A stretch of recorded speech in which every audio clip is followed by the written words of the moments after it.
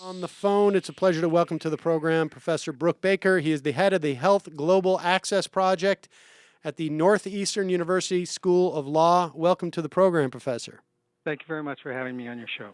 Now, let's start with this ruling by the Indian Supreme Court and how Novartis is actually, you've written extensively on Novartis's attempts, it's sort of a three-pronged strategy to maintain their ability to profit off of medicines essentially that have gone off of patent. And let's start with this the Indian Supreme Court decision, and then we will move into the TPP and TRIPS and these other so-called free trade deals that are being engineered as we speak. What happened in India? Okay, so just a little bit of background before I go directly to the Supreme Court decision. Great. Novartis filed for a patent on its medicine called Gleevec in India and Gleevec in the United States. It's a very good anti-cancer medicine that treats leukemia and substantially extends people's lives. Now, the original compound that's used in that medicine was discovered in the early 90s. And at that time, India lawfully had no patent protection on pharmaceutical products because there was no international law requiring such protection at that time. In 1995, the WTO TRIPS agreement that established new standards for international intellectual property protections actually required countries to start granting patents in all fields of technology, including pharmaceuticals. And after that effective date, after it had tweaked that chemical compound a little bit further, Novartis filed for a patent application in India. It's that second patent, and if you as you have it, that's at the subject of this dispute. And basically, when India became compliant with international law, it said, we're not going to allow patents on secondary products, on slight revisions to existing chemical entities and medicines. And so because Novartis had no right when it first made its discovery, it couldn't, in a sense, get retroactive patent on something that was not allowed at the time India amended its Patent Act. So when we talk about tweaking a medicine, it may be that the tweak can be as I guess as small as changing the way that it's absorbed by the body over what period of time, or that perhaps it's used for different different ailment. What constitutes, at least in Novartis's mind, or what would they like that to? What would they like those tweaks to constitute? I mean, in other words, where do they set the bar? Okay, so the difference between the first discovery, which was made in the early 90s, and the subsequent discovery in a few years later at the end of the 90s, was basically the beta crystalline form of an existing chemical entity. And it's the kind of routine, let's call it product optimization, that a company goes through. It's not exactly that a trained chimpanzee could do it. I mean, I don't want to demean the lab scientist, but it's not heavy lifting, as was the discovery of the original compound, which was actually discovered to have anti-cancer effects. So what they had done is tweak this just a little bit to have a particular crystalline form of a salt, and then claimed a new patent on that. Well, that was not initially granted even in the U.S., but Novartis appealed and eventually won the patent on the secondary crystalline form, 2005. But India has a different standard. It has a standard that it will not evergreen or give secondary patents on minor modifications of known compounds, nor on new uses, what we call new indications for existing medicines, nor on combinations or new formulations or new dosages. basically they said if you do that kind of incremental innovation, we will not patent it unless it has significant therapeutic impact in the treatment or prevention of human disease. And that's the precise issue that was before the Supreme Court of India. Let's Novartis was basically trying to get India to adopt an easy-to-meet standard of review on secondary patents. And what India said is, the Supreme Court says, we are against evergreening. We want generics to be able to come to the market when they're supposed to come to market. And we are not going to allow these minor modifications to get patent protection unless you meet a strict standard with respect to significant therapeutic impact. Now let's Novartis had no evidence that its second variation had any such impact in terms of treatment of cancer. And so let's talk about the implications of this practice that in the U.S. is the bar is lower. I mean, because you've written that the generic competition by Indian companies has produced a 99.4% drop in the price of the lowest cost first-line medicines. The figures you give are from basically $10,500 to $61 per person per year. And you write that most of the 6.6 million people living with HIV in Africa, Asia, Latin America are alive because of that steep drop in prices. And the flip side of that, of course, is that in the United States and other developing nations, these minor tweaks essentially allow the patents to continue on for years and years, crowding out, or basically not just crowding out, but essentially eliminating any type of market for generics. Right. So you're absolutely right. So the basic scenario is when there's robust generic competition, competing at efficient economies of scale, medicine prices drop fantastically.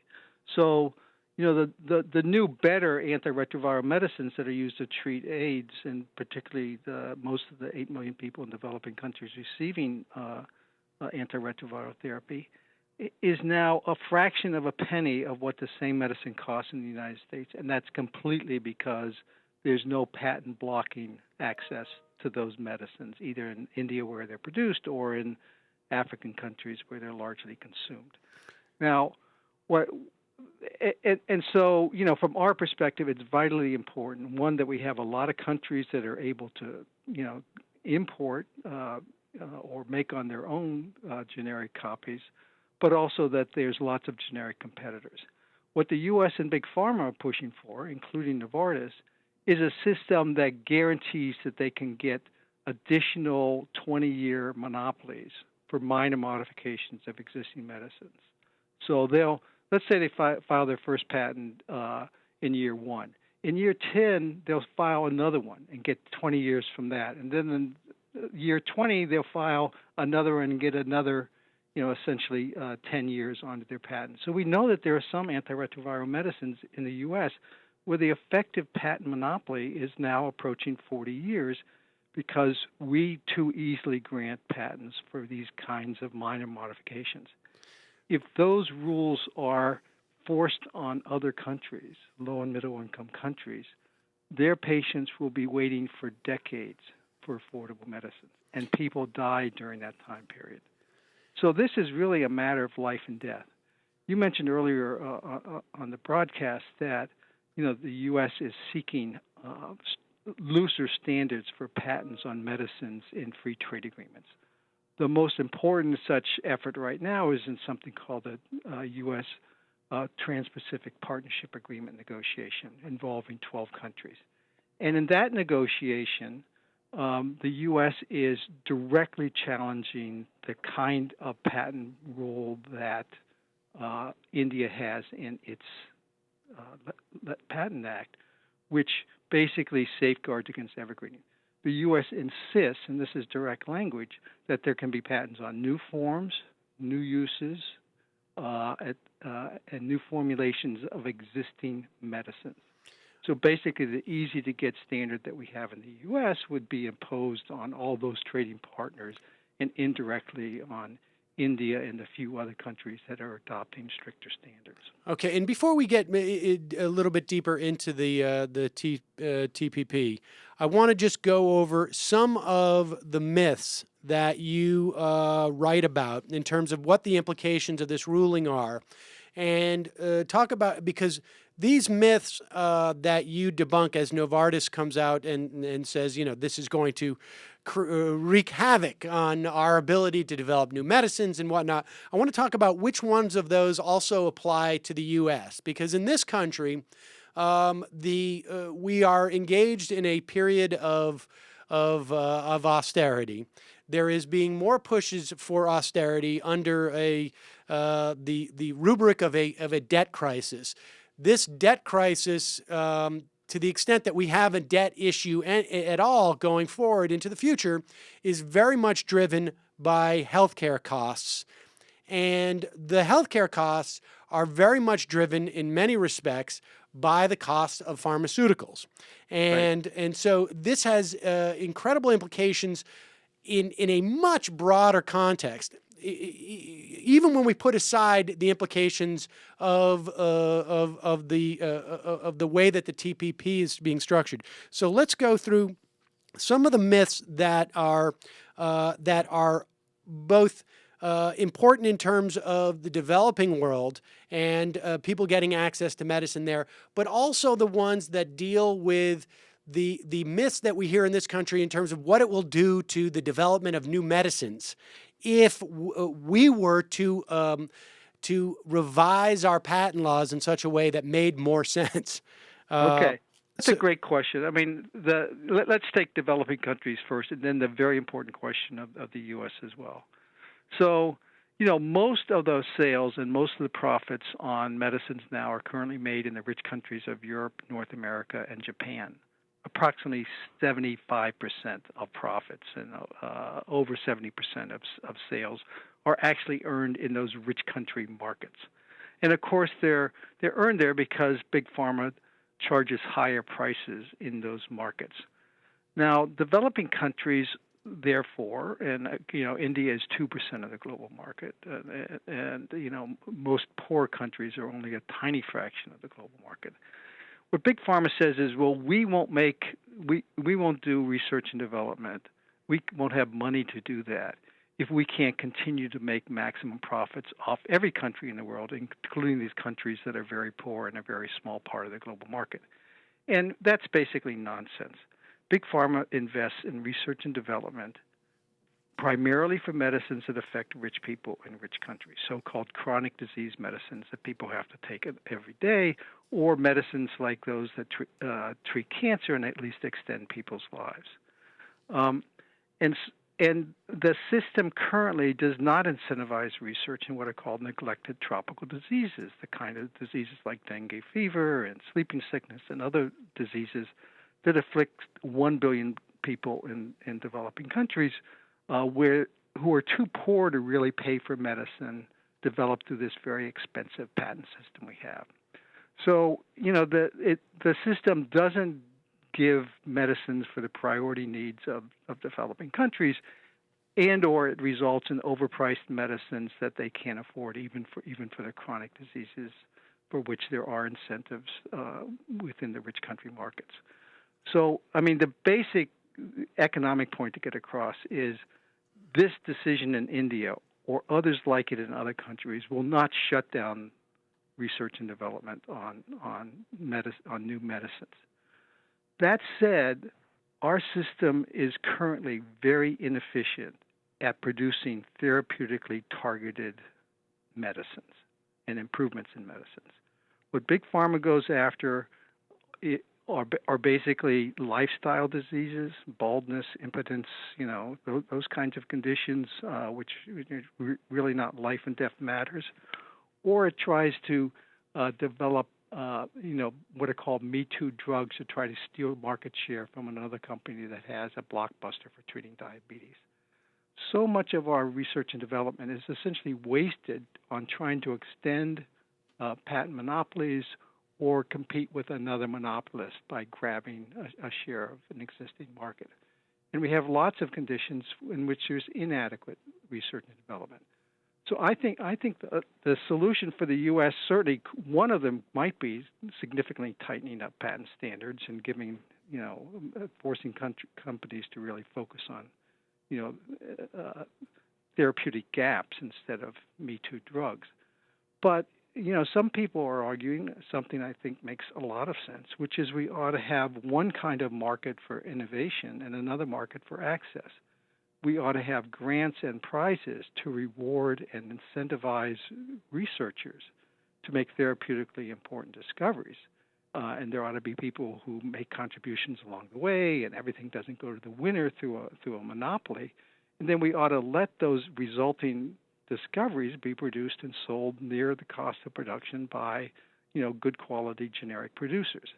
There would be tremendous savings in our health system if we stop pharma from making, huge profit rates and they spend 2.5 times more on marketing and administration than they do in research and development. They take home more in profits than they spend in research and development, even after they paid for research and development. We have a system which is bloated that doesn't give us returns on the research and development made and wastes a lot of money that could otherwise be saved both in funding R&D and in paying for the resulting discoveries. All right, Professor, let's just unpack this because I want to really be clear with this because this is so on one hand, we see that developing countries which suffer from diseases that developed countries don't suffer. They don't get the type of research development dollars because there's not the market incentive for these companies to develop those things. And so the idea that you're talking about these two different markets, to make this a little bit more digestible for us, just walk us through this. So there would be a system set up that would be ostensibly funded by governments that would target the development of drugs for based upon the needs that exist with human disease, as opposed to the requirements, or I guess the incentives that a marketplace would. In other words, you use dengue fever, it's not as profitable to develop something for dengue fever because there are people in this country who really want a full head of hair, and they're willing to pay, and they have the capacity to pay more for it than those people who are suffering from dengue fever. Right. So you're right. There really are two issues. There's one that there's totally neglected research areas. We actually have a neglected research area in antibiotics now because people only take them for 10 days. Most of the major drug companies have dropped out of creating new antibiotic medicines because they don't think they'll make enough money. And suddenly we're in a position where hospitals have untreatable bacterial infections. So our system doesn't produce medicines according to therapeutic need. They produce medicines by what will give them the most monopoly profits that they try to extend by getting evergreen patents, et cetera.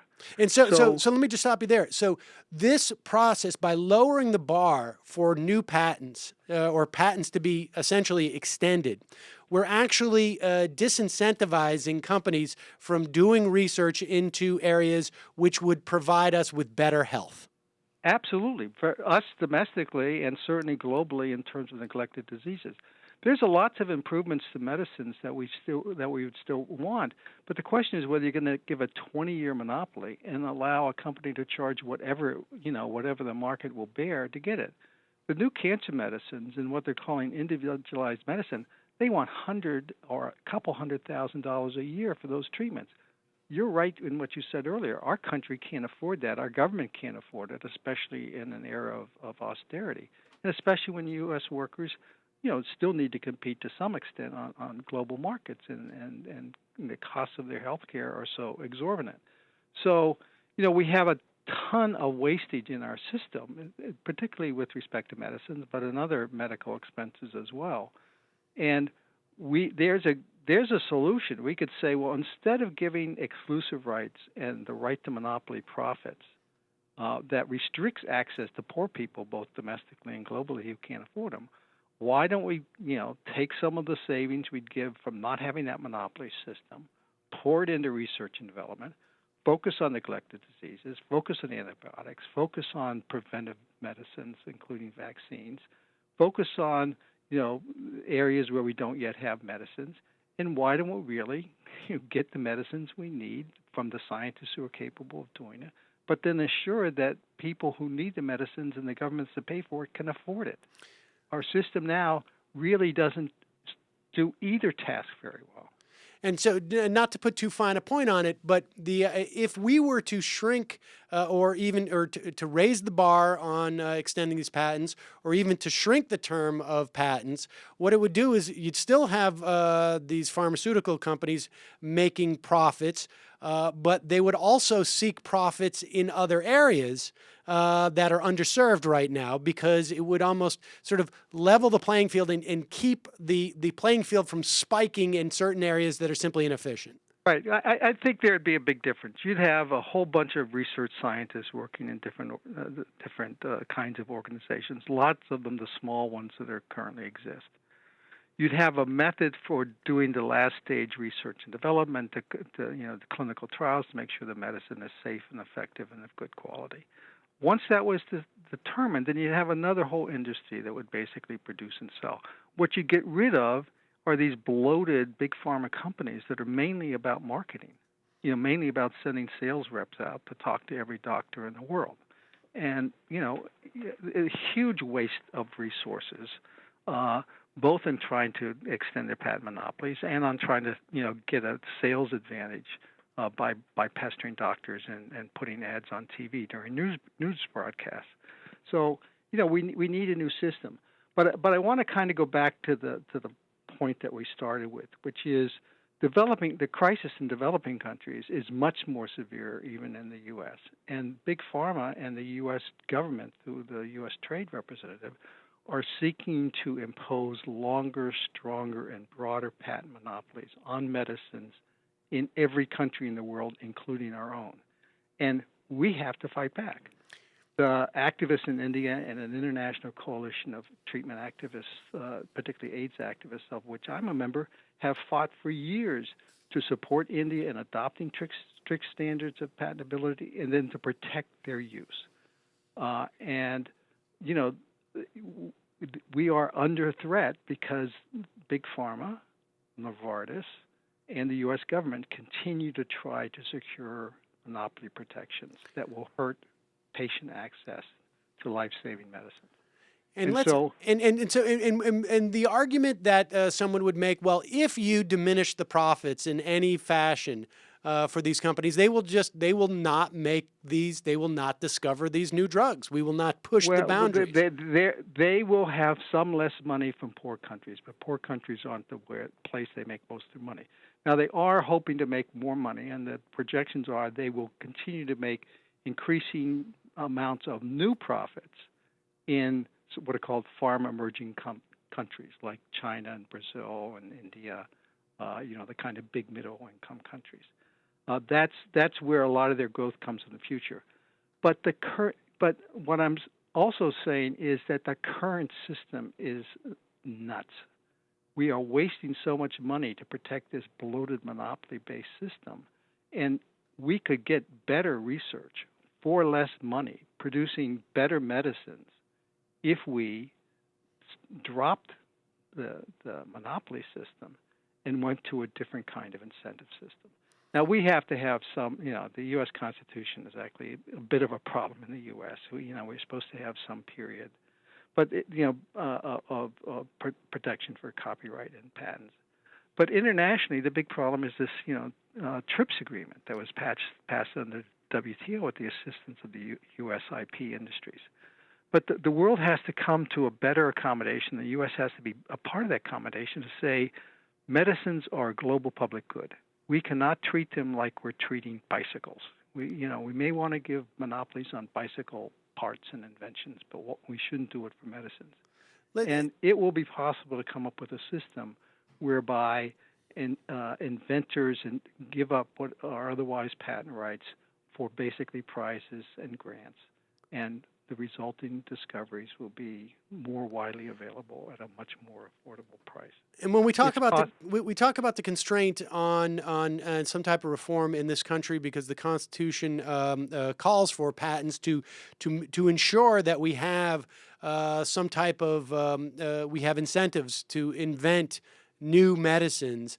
But really, what we're talking about in this country at this point is well beyond that. It is Oh yeah, we're talking hugely about beyond. a tremendous We're amount of way patent beyond the abuse. constitutional minimum. Right. Believe me, we are light years beyond what was thought. And what we discover is we're not there. Our research and development isn't very efficient.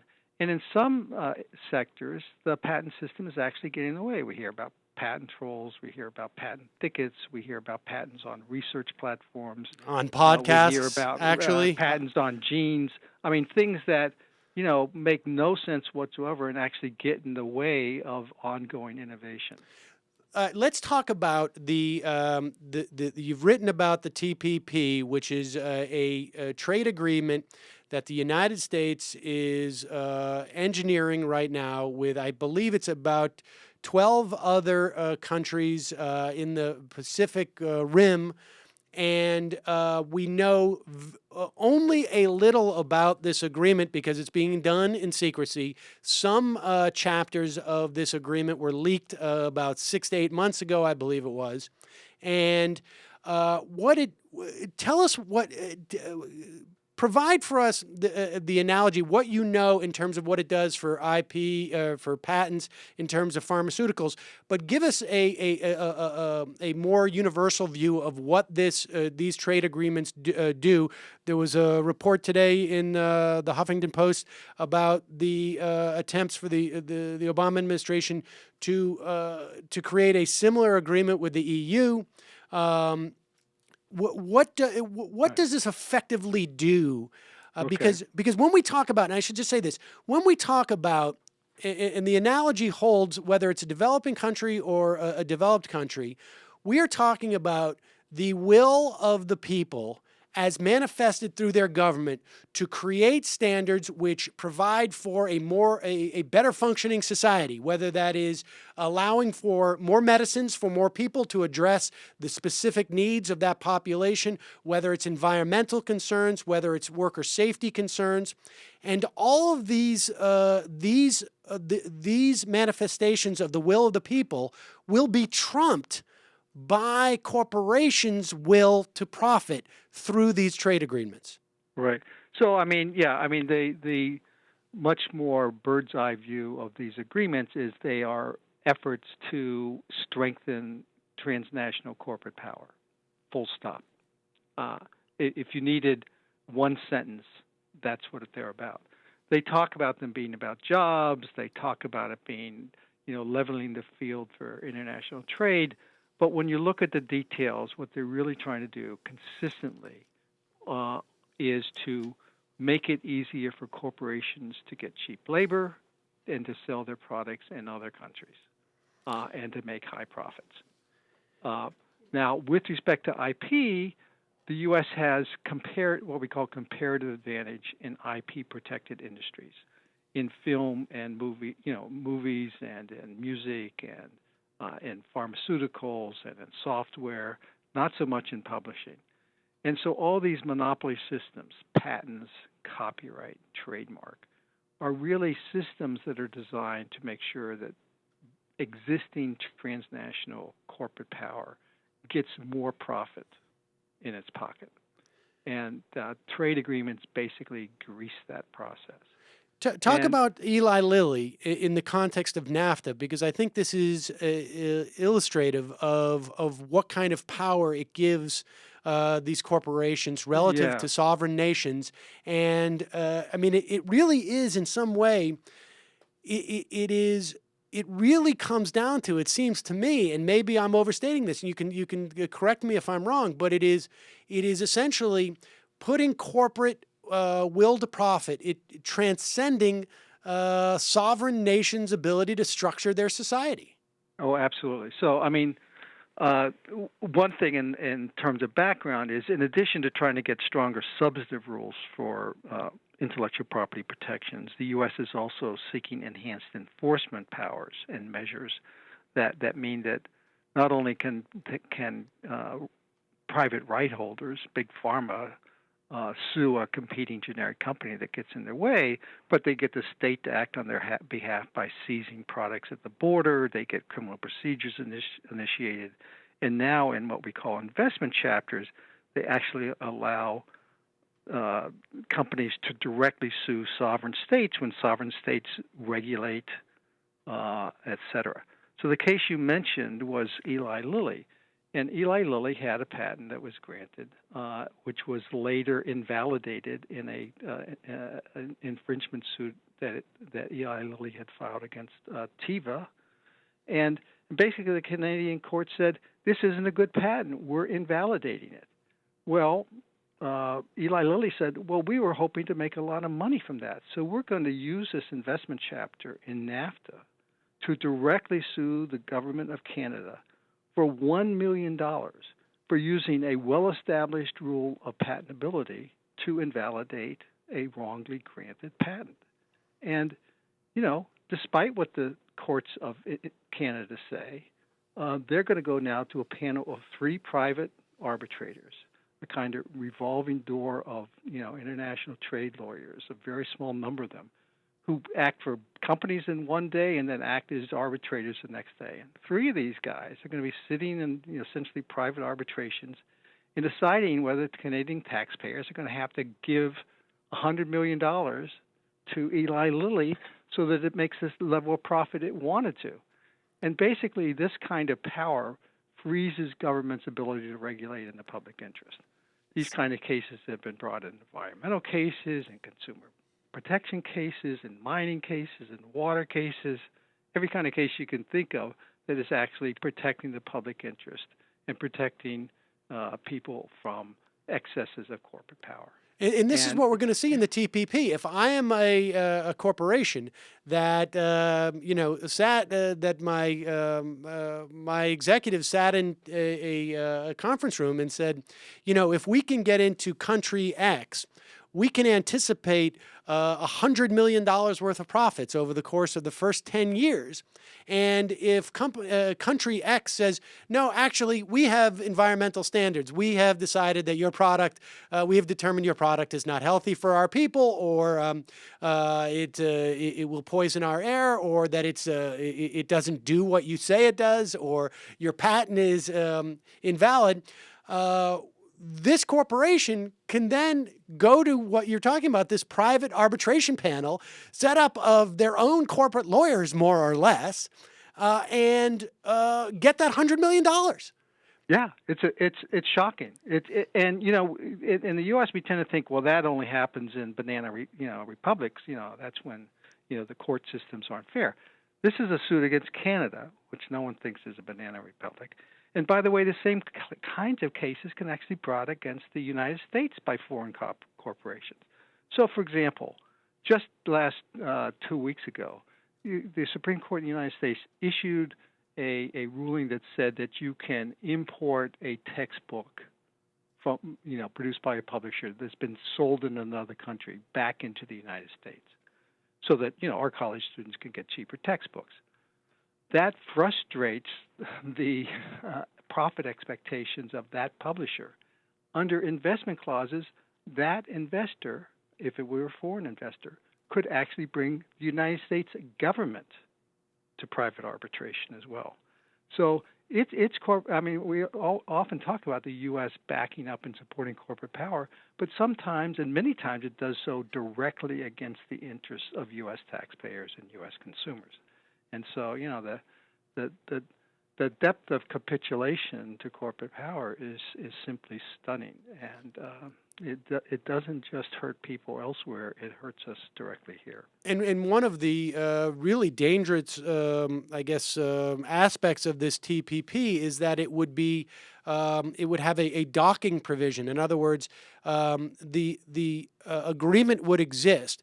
Other countries could join, but they would have to. There would be no renegotiation, and essentially, right. I mean, Today there was a poll came out about how many people in this country believe in a one world government. What we're really looking at is a sort of a one world corporate, Yeah. almost a parallel legal system in some Yeah. respects. Yeah. I mean, it's ironic. I mean, lots of times people in the U.S.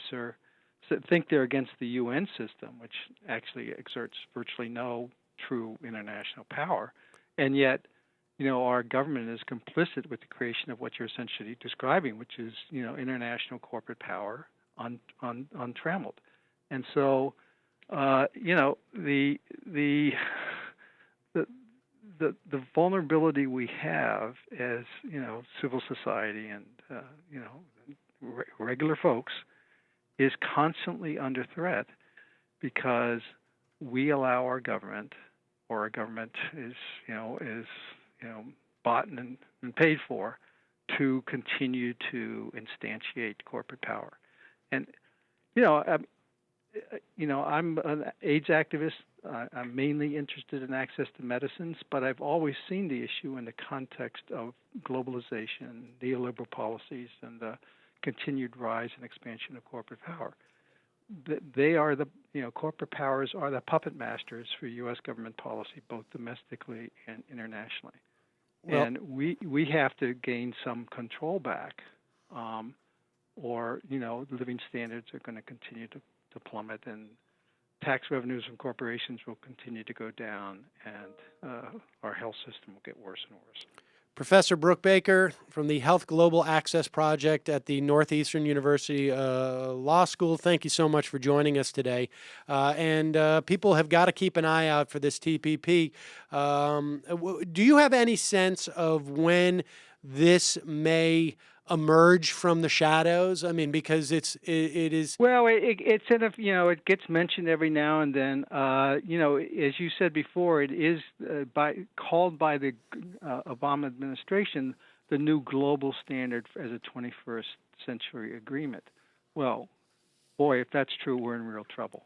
Yeah. And so people need to find out more about it. They need to start putting some pressure on their members of Congress to say, we want to have hearings about it. We want to know what it says. We don't want to negotiate in secret. We don't want what's called trade promotion authority, which means you have to vote only up and down. We want to actually have you take a serious look at what's in there. And That's otherwise known as fast track, right? I mean, that's otherwise known as fast track. I mean, the Republicans are pretty much lining up that they'll stamp anything that's in favor of corporations, and the Democrats aren't much better. But, people in the United States, and especially to the extent we take into account the interests of our brothers and sisters overseas, we've got to oppose these kind of agreements that are going to become the template for the next century. Where can people find more information at this time?